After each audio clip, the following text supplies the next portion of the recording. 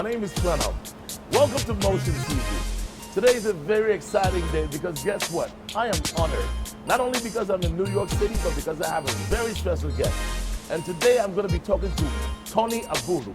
Now, in case you don't know who Tony Abulu is, he is the CEO and the president of Black Ivory Communications, a multimedia company, here in New York City and the United States. Now, I don't mean 2 years experience, 30 years experience in entertainment, filming, production. But let me save that for later. I'd like to welcome him right now. Come with me. Welcome to Motion TV. Thank you very much. Thank you very much. I'm really happy to be here.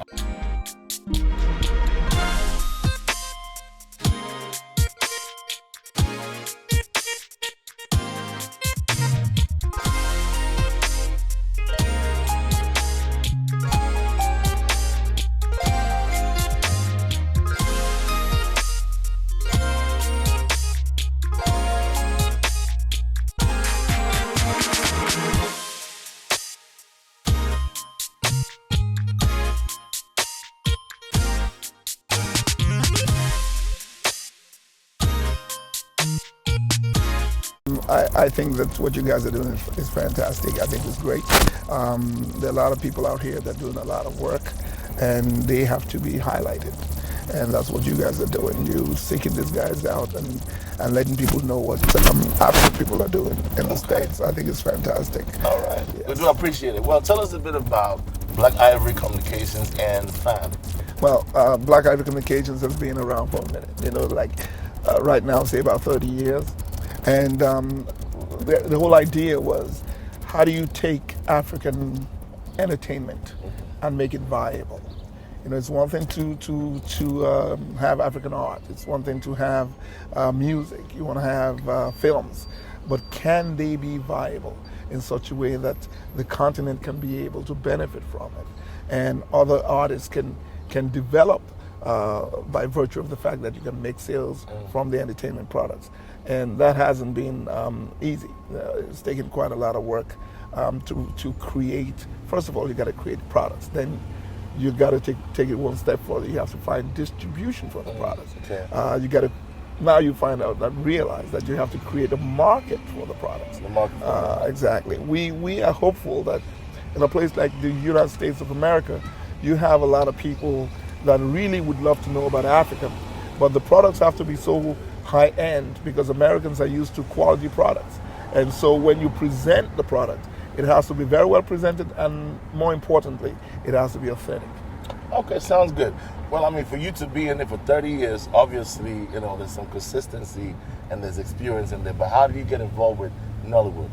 Well, Nollywood right now, as we are seeing, creates the most vibrant and the most important entertainment product in Africa now. It's just been voted the second largest film industry in the world by virtue of the number of movies that are made. In 2003, I shot a movie in Nigeria in 1997, and in 2003, I realized that some of the filmmakers that are there are doing great work. They're struggling and at the same time, but they're doing great work. I said, let me see if I can make their work a little more global. So I went to Nigeria, spoke to them, and got them together.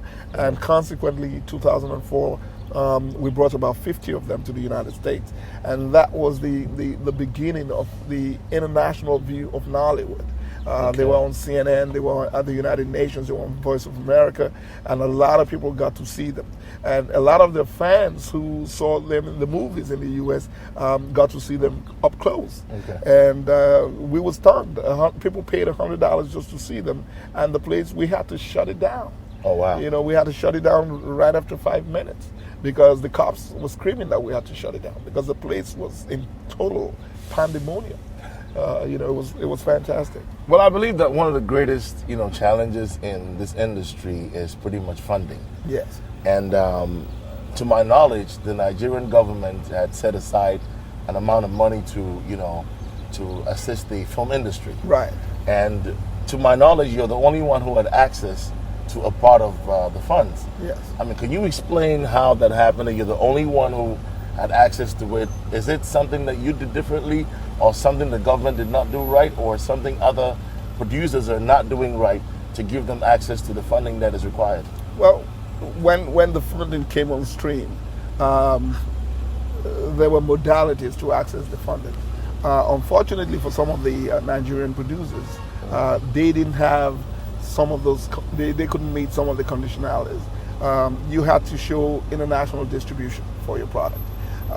We know that when you make your products in Nigeria, your film product, it's very difficult for you to break even. In those days, people could sell 400,000, 500,000 copies of DVD. Yeah. Now, with all the piracy going on the whole place, the only place you plan to make some money will be in the theaters. Yeah, we'll come to the piracy aspect of things, Mm-hmm. you know, where I really want to get into how to prevent piracy, you know, stuff like that. But, I mean, the funding aspect. Well, you know, so I went down there, and a lot of people told me that it was a farce, that there was no real funding. I said, listen, I don't believe your president can lie. You know, I'm going to take your president on his word. And I went to the banks that they said, Nexim Bank and Bank of Industry, and I asked for the stipulations. They showed me the conditionalities. It took me like a year and a half, and I met the conditionalities, and I was able to receive the funding. Actually, a loan. You know, a lot of people think that it's free money. It's not free money. Yeah, it's a loan. It was supposed to be a single-digit interest loan for, like, say, 9%, but eventually, by the time you gather all the stuff, it'll probably be about 11, 12%, which is high. But recently, though, based on what had happened in terms of the difficulties to access the funding, the government has created an endowment fund, which is a free fund, as opposed to the intervention fund, which was $200 million, which was a loan, and which you had to place a collateral to get it. You had to meet strict conditions for it. So you placed the collateral? Yes, I did. Yes, I did. I placed the house. I placed my house for the loan. But that shows you got to have the confidence to be able to place your house. Well, I mean, watching, I didn't really see the movie Dr. Bello, but just looking at the preview and the lineup of actors and actresses that were in there, of course, definitely you would take a risk, you know, of that nature. Yes. I mean, tell us a bit about Dr. Bello and, you know, the involvement of the Nigerian actors and the Hollywood actors. I mean, that's a very unique merger. Right. How did you pull it off, and how is the movie doing? Well, like I told you, you know, I've lived here for like 30 years. I realized over time, you know, I made other movies, so you gain a lot of experience when you keep doing the same thing. You know, sometimes you make mistakes, sometimes you learn. I felt that to break into a mainstream American theatrical audience, it would be extremely difficult for you to do it just with an African film, you know, just a pure African film. And we've tried it, we've tested it, you know, with different films, and it never happened. So I modeled Dr. Bello as a story which was American as well as African. And so that the way the script was written, that meant that you had to have American actors from Hollywood and Nollywood superstar actors as well. So we had Isaiah Washington, Vivica A. Fox, Jimmy Jean-Louis, Bernie Cohen, E.B. Bassi on the Hollywood side, you know, and quite a host of others, about 10 of them in total. And then on the Nigerian side, of course, we had Genevieve Inaji, Stephanie Okereke, and on and on and on. And so bringing both centers together and trying to make them work on this script that starts out in the U.S. and takes you all the way to the African hinterland. And of course, when you cast, you don't just cast any Hollywood actor. You have to cast someone who has an affinity for Africa, someone who has an understanding of African culture and personality, so that it shows in the film. And so we were very lucky to have Isaiah Washington, Vivica Fox, and they understood the whole concept of trying to get Nollywood to be seen by a global audience. And they made a lot of sacrifice and said, okay, we're going to make this happen for you. Jimmy Jean-Louis, who's the most renowned Caribbean actor, who's actually in Hollywood as well, he also came on board and said, you know what, Tony, I'm going to see how I can lend my support to make this happen. Ideally, the movie would have cost close to $10 million, but because of the kind of support that we got, a lot of people that wanted to make this happen and see it happen. Our director of photography, Scott St. John, who's won so many awards. Well, Tony, I think yeah. with the amount of money you spend on that movie, Yes. we'll come back to that. I want to leave the audience, give them a little suspense here. Okay. When we come back, we will be talking to Tony Abulu about how much he spends on that movie and what he has pretty much gotten out of it so far, and where do we go from here. You're watching Motion TV. We'll be right back.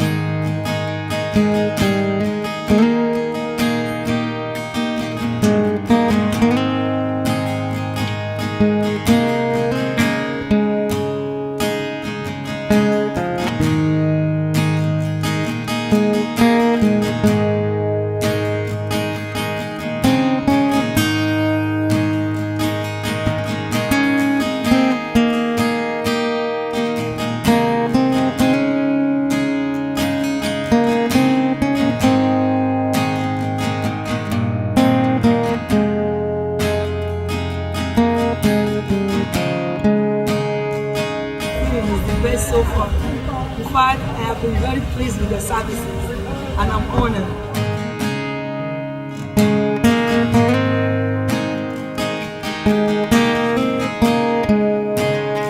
Welcome back to Motion TV here, having an interview with the great Tony Abulu, film producer. I don't even know, he's a mogul, to be honest with you. Wow. And, it's an honor to have him, sitting right next to me. Who knows? I may be on the cast for the next video. You already are? I'm already here? Yeah. Okay, now. Okay. Anyways, talking about Dr. Bello, I know you've pretty much produced a lot of movies over the years. Mm-hmm. And I pretty much always had this, desire to see that merger. Right. And this is more like a dream come true to me as well. So I celebrate with you as well. But funding-wise, how much money was involved in the entire production? Well, Dr. Baylor cost $1 million to make. The thing about it is this: the average Hollywood movie now, the minimum is like $50 million, and then you go on to $100 million, $200, $300, $400 million. So how do you make a film for $1 million, which is like really not totally unheard of in Hollywood? Mm. How do you make a film for $1 million and have mainstream America watch it? That was the challenge. But like I said, with the kind of support that we had, we're able to raise some money from the government, $250,000 initially, and then of course I had to put my money in it and try to raise money. Then we got support from a lot of different institutions that we never believed. MTN in Nigeria came up with 50 million naira, which is like 300,000 US dollars. DSTV came up with so much marketing and publicity support. And a couple of the banks, Time Big Bank, came in as well. So I got some friends of mine who were very, very supportive. My good friend Mustafa Chikobi, who used to be on Wall Street, used to be called the Wall Street Whiz Kid, he came in and supported me big time in this film. So we made the film and sent it like every other film. You will send it to mainstream American distributors or to the theater. And we were pleasantly surprised that it was the first African film to be accepted directly by AMC theaters. Wow. Which is the second largest cinema outlet in America. They have over 5,000 screens. So one of the key factors I'm getting here is the relationships that you built over the years. Time. Yes. You can't do it without relationships. I think that otherwise the movie will cost you $10-20 million. Most of the African films that come, Hollywood films that come from Africa, are a minimum of $10-20 million. And let me say this. See, Nollywood traditionally was meant for an indigenous market. Okay. So they would make movies for $50,000. Or very less. difficult to, or less, sometimes. And then a few of them were able to do it a little bit higher. So the Nigerians enjoyed it, and gradually it moved into a continental African thing, and then gradually moved on to a continental African diasporic thing, though it hadn't crossed over to an African American market. But the Caribbean community had embraced it, and then we're saying, okay, how do we now get African Americans to embrace it? And so to do that, we realized that now you got to step up the game big time. And some people say, why do we have to have African Americans? Why do we have to tailor the movies for them to appreciate it? And I say to people, African Americans are 40 million people in the U.S. and they spend $900 billion a year as consumers. So trust me, it's like the fourth largest economy in the world. And these are people that were taken from Africa. These are people that have an affinity for African culture and personality. I don't see why we don't embrace our own people. They're ready to embrace us. Why don't we step out and meet them halfway? Okay, before we wrap this, this great interview up, I just have one more question for you. Yes. How do you see the African movie industry in the next 5 years? And what's the advice you have for up-and-coming movie producers, actors, those who are in the industry and are struggling? And pretty much, what's the advice you have for them as, based on your achievement and how far you've gone? I think that there's no better time than now. You have to realize that Nollywood started without government support. Nollywood started without any support whatsoever from anybody.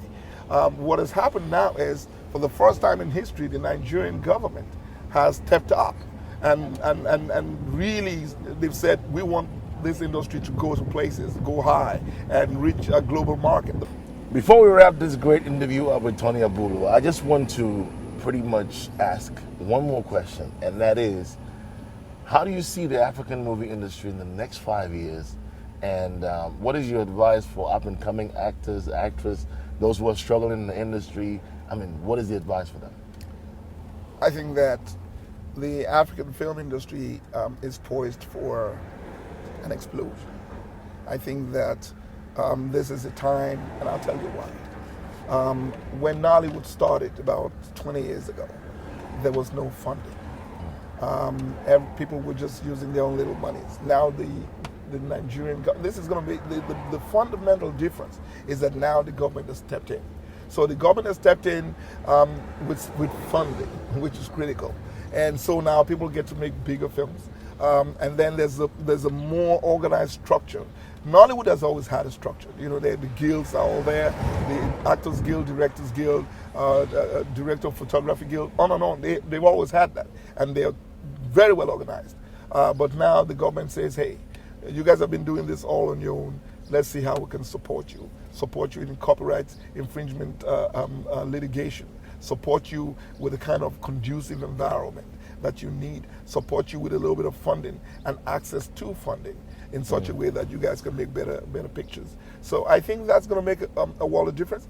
The advice I have for young up-and-coming film producers is a very unusual one. You got to go find out who you are and what it means to be African. That's the first thing. That is what's going to be the basis of your storytelling. Okay. If you, as a filmmaker, you're a storyteller. So what are you going to tell the rest of the world?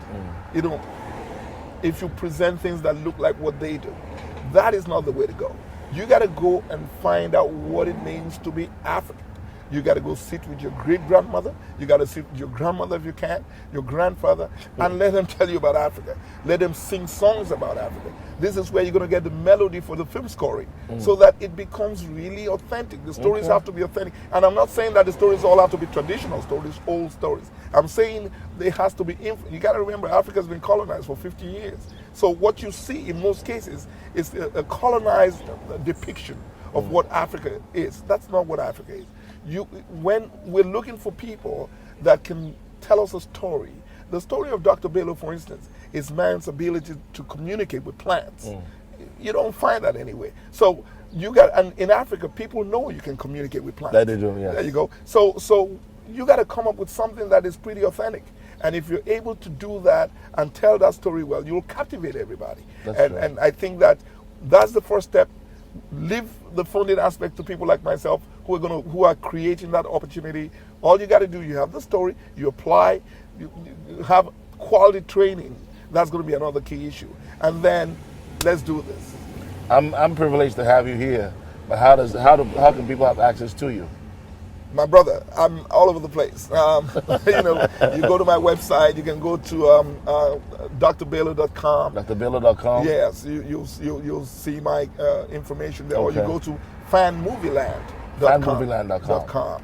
Yeah, and that is the copyright aspects and all those other areas of what we do and distribution of films that we do. So either way, drbello.com. Fanmovieland.com, or just Google my name, Tony Abulu. Tony Abulu. Okay, it's that simple. Yeah. All right. They say you cannot take people where you've not been, and you cannot give people what you don't have. He's been there, has done that. Tony Abulu for you on Motion TV. Until next time, my name is Clennam. It's been a pleasure having him. So see you later. Bye-bye.